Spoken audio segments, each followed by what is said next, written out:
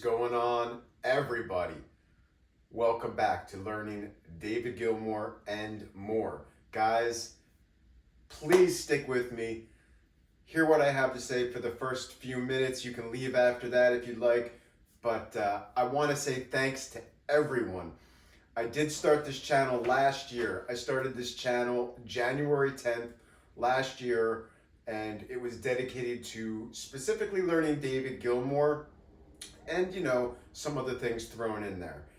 As of today, January 3rd, 2025, I have approximately 135 videos uploaded with approximately 83,000 views, about 3,000 likes, 390 comments, and approximately 500 people have shared my videos with other people. I find this to be amazing. I want to say thank you to everyone who has taken their time over the last year to watch my videos. It means a lot to me. I wanted to say one thing, that my returning viewers are right around 400, which means the people that subscribe to my channel, only approximately 400 of these 650 people are returning viewers per se.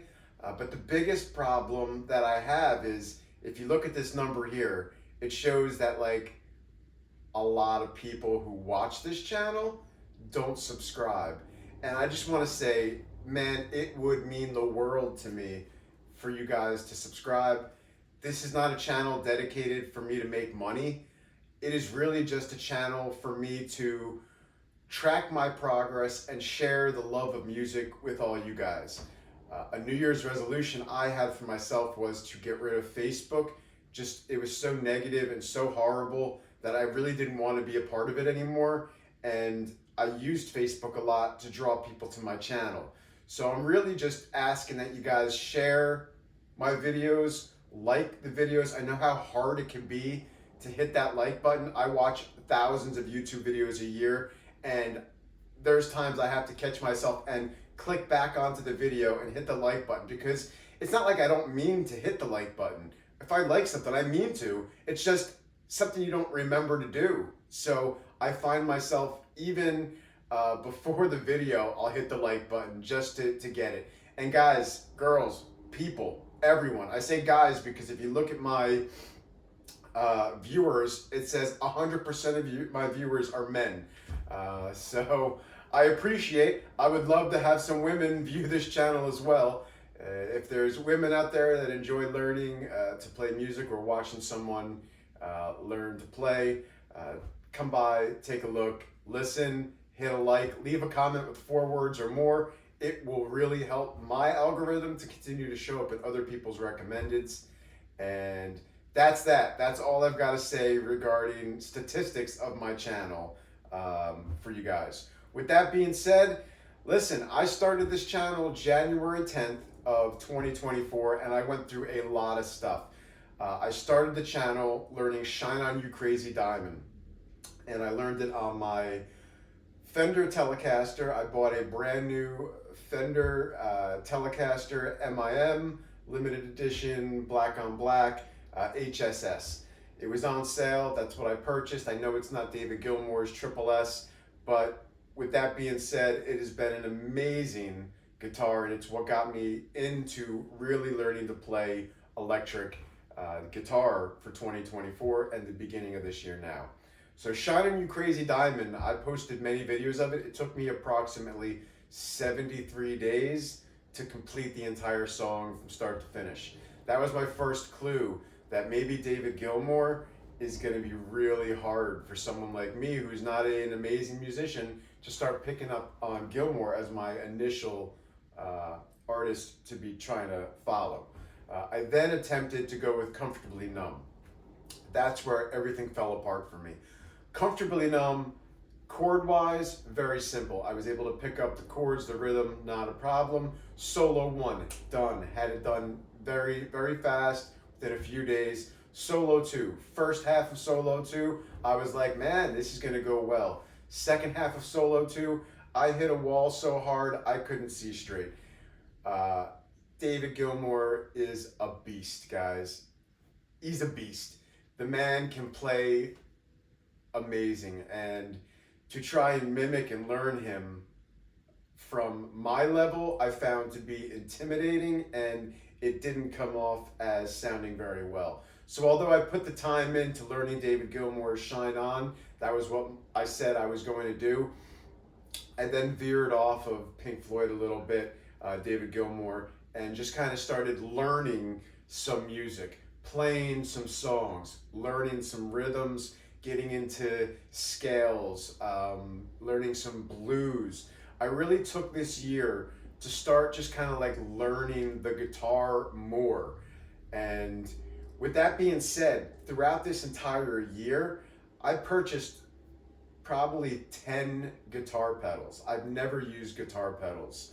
I've never used a guitar amp until this year, last year in 2024. That's when I bought my Vox AC10 and the Fender MIM together to start my career in playing guitar. And I figured I'd need these pedals to learn to play David Gilmour, which you're gonna need pedals for David Gilmour. But what I realized even more later on down the line of the months of playing was I didn't even know how to use my Fender and the amp by itself properly without these pedals. I then realized I need to get rid of the pedals for a while. So I have hundreds, close to thousands of dollars worth of pedals. And I got rid of all my pedals. I didn't get rid of them. They're just stored away in the boxes until I'm ready for the next step.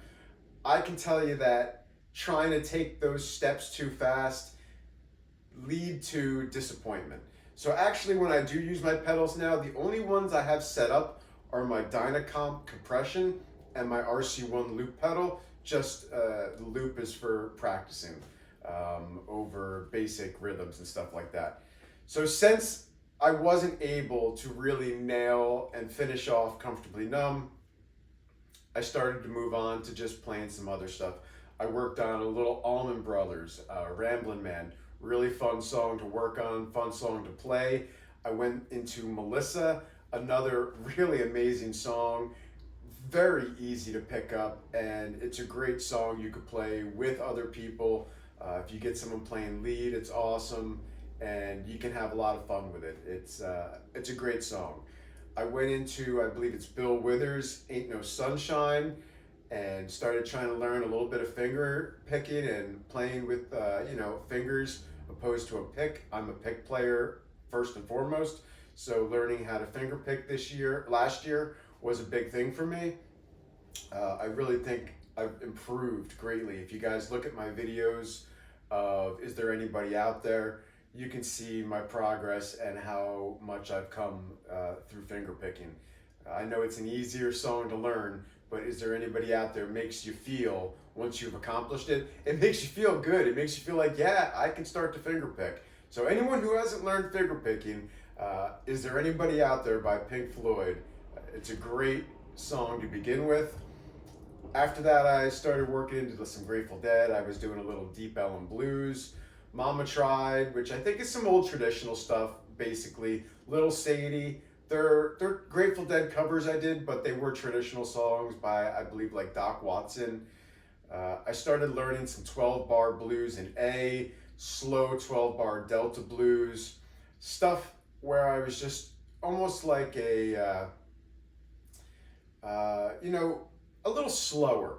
I found that the learning how to play some blues is what really opened me up to learning how to play guitar. That's one thing I can tell everybody here is if you don't know anything about playing the blues, learning just the basic blues is going to help you all across the fretboard. At least it did for me. I did work on some Tennessee Whiskey by Chris Stapleton. I was just kind of working on the leads there and the solo. I did that from my mom who requested that. I was back into Pink Floyd doing some Wish You Were Here. Kind of got the first solo down on that and the rhythm, which wasn't bad. Is There Anybody Out There? I was telling you, I really feel like I got that down fairly well. I'd say it's at about 85-90% of what I'd like it to be. We'll see it completely polished this year in 2025. Mother, another beautiful song, great lyrics, has a great solo, which I completely feel like I have got down 100%. I worked on Bike by Syd Barrett. Yes, I got a beautiful new Syd Barrett hoodie for the holidays. Boom, Syd, yeah, love it. So I worked on Bike by Syd Barrett, and that's when I actually got a new vocal pedal, the TC Heliacon Voice Live Play, and the vocal pedal is really great. So speaking of not using my pedals for the guitar, I am using the one for my vocals, and I am working on learning to sing as well, because I find that if you know the words to the song and you can sing properly, it makes learning the song and playing the song a lot easier. Again, at least that's for me. And then I finished up with Brain Damage. That was the last Pink Floyd song I learned this year, and it came out really well. Acoustic and electric. It's definitely a song many people could pick up and have a good time playing. I did some Neil Young. I've always liked Neil Young. I worked on Little Wing, which it's only 2 chords, but it's really all about the heart. I worked on I Am a Child, which I love, and has a lot of great walk downs and stuff like that. Good rhythm, fun song to play.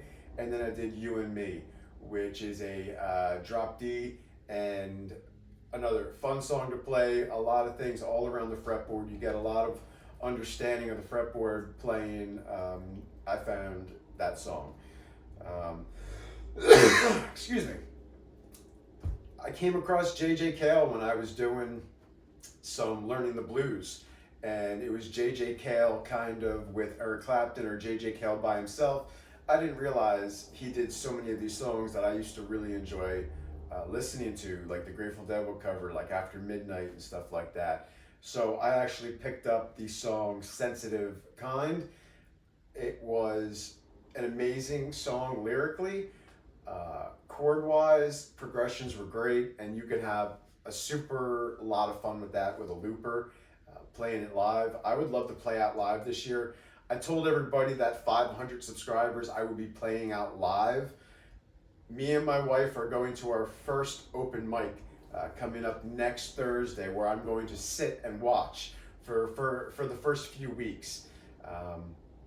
And then I'm going to somehow get the balls up to just do it, you know? Maybe I'll try to do a live, YouTube live thing where I'll play live and you guys can just watch and say what you think. Well, no. See what happens with that. After Sensitive Kind, I started towards the end of the year getting into my roots of 90s grunge, and I started working on Alice in Chains, Heaven Beside You, Angry Chair, Got Me Wrong. These were all done in flat tuning, which was all new to me, and it's really great. I actually found that playing a lot of songs across the board in flat tuning adjusted to my voice more. I don't have a very high voice, but when I was able to play songs in a drop tuning like that to a flat tuning, I found that my voice sounded better. I like to use capos as well, but that's really not for lowering your voice, that's for bringing it up. So I guess lowering your tuning is how you would adjust for a lower voice. I'm new to this, guys. If I'm wrong, tell me. I worked on some Stone Temple Pilots, Creep, fun song, great song, awesome chords. Some Bad Fish by Sublime. I didn't have a lot of Sublime lovers on this channel, so that was the only Sublime I worked on. I did a dedication to my brother Drew, who passed away last year in North Carolina. He was hit in a vehicle by an uninsured, drunk driving illegal immigrant, and lived about a year of pain and paralysis before he passed away. So I did Tangled Up in Blue for Drew, and I will do that song for Drew every time I play it. And amazing song. Then I worked on a lot of songs for Music on the Porch Day. I did some Far Behind by Candlebox, Wheels by the Foo Fighters, Can't Find My Way Home, Blind Faith. So I've really got into a lot of music over the last year. I have a series on my YouTube channel that no one knows about because they're unlisted videos, and it's me and my friends jamming. It's not video, it's just audio, and I'm thinking I might release some of those videos just for people to kind of hear. It's almost like the pizza tape outtakes where you hear us talking about just everything, the banter in between playing, the outtakes, the songs, me and my buddy jamming.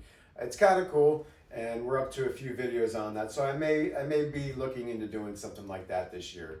So look, it's been an amazing year. I'm starting 2025 with a David Gilmour Pink Floyd song. No. I guess it's Pink Floyd. I think it was Division Bell, but it's David Gilmour. This year, I'll be starting by learning High Hopes. Listen, I started this song January 1st of this year. I tried something last year, like the solo on my acoustic. It didn't go well.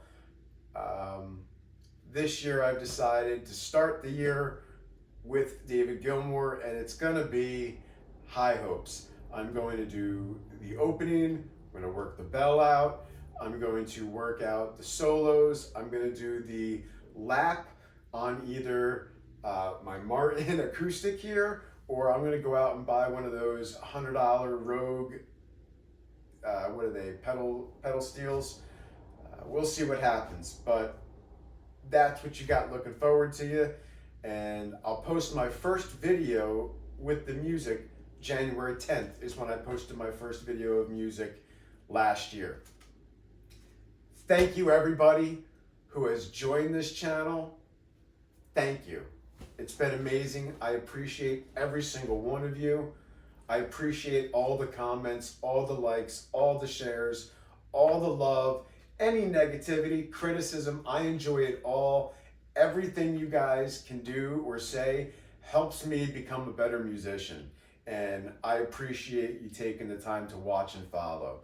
Guys, girls, women, men, children, hit that like button. Hit that subscribe button if you want to see more. Leave a comment with 4 words or more down in the comment section. I would love to get away from Facebook completely. That was my New Year's resolution this year, and I'd like to direct as much traffic to my channel as possible. So thank you everyone for making 2024 a really great year for me, and I can't wait to make 2025 an amazing year, and I hope every one of you has an amazing 2025, and I hope you all learn and grow in your musical careers and enjoy life and your friends and family, because that's what it's all about. Guys, girls,